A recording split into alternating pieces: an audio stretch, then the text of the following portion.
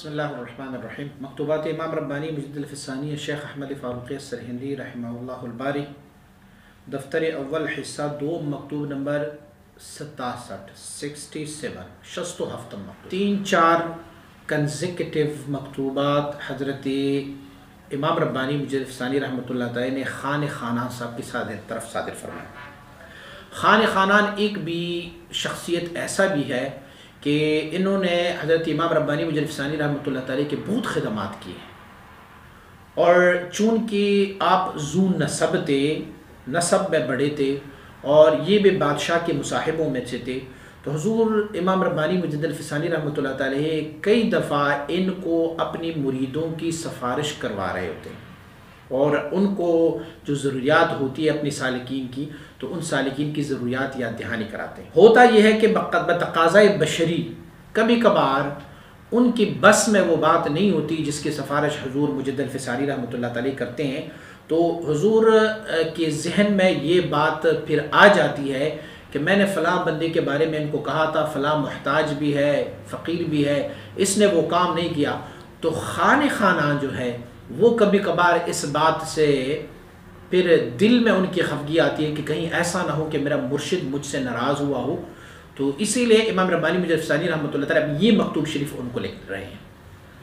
اس میں امام ربانی مجد الفسانی رحمۃ اللہ تعالی اپنے ایک سالک، ایک مرید کی ضرورت ان کو بیان کرتے ہیں اور ان کو احتیاج کرتے ہیں، لیکن قربان جائیں اللہ کے بندوں کی، وہ جب کسی کو کوئی بات کہہ بھی دیتے ہیں تو ساتھ کچھ تحفہ نصیحت کا بھی ان کو عطا کر ہی دے دیتے ہیں، ان کو کوئی علوم و معارف سے بھی نوازتے ہیں۔ آپ مجد الفسانی رحمۃ اللہ تعالی کی جتنی بھی مکاتیب آپ دیکھ لیں، آپ نے کسی بندے کو جو بھی مکتوب لکھا ہے محض یہ نہیں لکھا، اگر کسی کی سفارش بھی کر رہے ہیں تو بھی علوم و معارف ساتھ ان کی حصے میں ڈال لیتے ہیں، اگر کسی وفات شدہ بندے کی تعزیت کرنا چاہے تو بھی اس میں علوم و معارف ڈال لیتے ہیں، اگر وہ کسی بیمار کی بیمار پرسی کے لیے مکتوب لکھ رہے ہیں تو بھی اس میں علوم و معارف درج فرما رہے ہوتے ہیں۔ اس مکتوب شریف میں بھی آپ ایک محتاج کی سفارش فرما رہے ہیں خان خانان صاحب کی طرف، اور اس کے ساتھ آپ ان کو کچھ نصیحت، اور نصیحتیں بھی بڑی مختصر لیکن جامع نصیحتیں۔ آپ فرماتے ہیں سب سے پہلے بات تو یہ ہے کہ اظہار رفع مزن ازار، آپ فرماتے ہیں کہ سب سے پہلی بات تو یہ ہے کہ میں آپ کو یہ بات ظاہر کرنا چاہتا ہوں کہ آزار یا دل آزاری جو آپ سوچ رہے ہیں میری طرف سے وہ کچھ بھی نہیں ہے، میں آپ سے خفا اور ناراض نہیں ہوں۔ ہو سکتا ہے امام ربانی مجد الفسانی رحمۃ اللہ تعالی نے کسی بندے کی سفارش کی ہوگی اور وہ خان خانان کی بس کے مطابق نہیں تھی، ان کی وسع کی مطابق نہیں تھی، تو انہوں نے وہ کام نہیں کیا، اور پھر وہ دل ہی دل میں ڈر رہے تھے کہ کہیں ایسا نہ ہو کہ میرا مرشد مجھ سے ناراض ہو، تو آپ فرماتے ہیں سب سے پہلے میں آپ کو یہ بات ظاہر کرنا چاہتا ہوں کہ میرے دل میں تمہارے لیے کوئی آزار نہیں ہے، میں تم سے کچھ ناراض نہیں ہوں، بلکہ حصول مودت و اخلاص، بلکہ میری طرف سے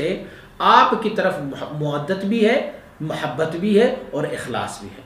تو جب میری طرف سے محبت و مودت و اخلاص ہے تو آپ کی طرف سے بھی محبت و مودت و اخلاص ہونے چاہیے۔ اور دوسری بات یہ ہے کہ میں تجھے ایک محتاج کی طرف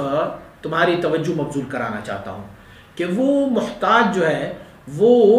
بفضیلت و صلاح متحلی است، وہ اللہ پاک نے اس بندے کو فضیلت بھی دی ہے اور بہت ہی صلاح والا بندہ ہے، اور اللہ نے اسے معرفت و شہود سے بھی متزین فرمایا ہوا ہے، یہ نسب کی وجہ سے قریب ہے، رشتہ داری کی وجہ سے کریم ہے، یعنی ہو سکتا ہے کہ وہ بندہ سید ہو، اور ازروی حسب شریف، اور نسب اور حسب دونوں کی طرف سے، نسب کی طرف سے یہ کریم ہے اور حسب کی وجہ سے یہ شریف بندہ، یعنی سالک بھی ہے، نیک بھی ہے، اور ان کے پاس نسب بھی اعلیٰ ہے، اسی لیے میں ان کی سفارش کرتا ہوں۔ اس کے بعد حضور آپ کو کچھ ارشادات فرما رہے ہیں، کچھ ایسے انمول موتیاں آپ کو عنایت فرماتے ہیں۔ مخدومہ در اظہار حق نوع از مرارت است، فرماتے حق بولنے میں کچھ حق سننے والوں کو تلخیاں محسوس ہوتی ہیں، یہ کچھ تلخیاں ان کو محسوس ہوتی ہے، یہ ایسے ہیں کہ جیسے اگرچہ بحسب شدت و ضعف متفاوت باشد، ہوتا یہ ہے کہ کبھی کبھار وہ بولنے میں بھی ان کی شدت ہوتی ہے، کبھی بولنے میں تھوڑا آسانی کر لیتے ہیں، لیکن ہوتا یہ ہے کہ اگر آپ کسی کو حق دکھائیں گے نا تو بہت کم لوگ ہیں جو حق سننے سے خوش ہوتے ہیں، اس میں سے تھوڑی سی مرارت اور تلخی جو ہے وہ محسوس کر لیتے ہیں. یار کسی کو منع کیا آپ نے کہ یار یہ فعل نہ کیا کرو، اس میں سے اس کو کچھ مرارات، کچھ تلخیاں محسوس ہوتی رہتی ہیں. آپ فرماتے ہیں بہت ہی سعادت مند بندہ وہ ہے کہ جب اس مرارت کو، اس تلخی کو وہ بشکل شہد پائیں، وہ کہے یہ مرارت نہیں ہے، تلخی نہیں ہے، یہ تو میرے لیے شہد ہے. وَهَلْ مِن مزید گوید، اور وہ یہ کہے کہ اور بھی مجھے نصیحت فرماؤ، اور بھی مجھے حق بتاتے رہو.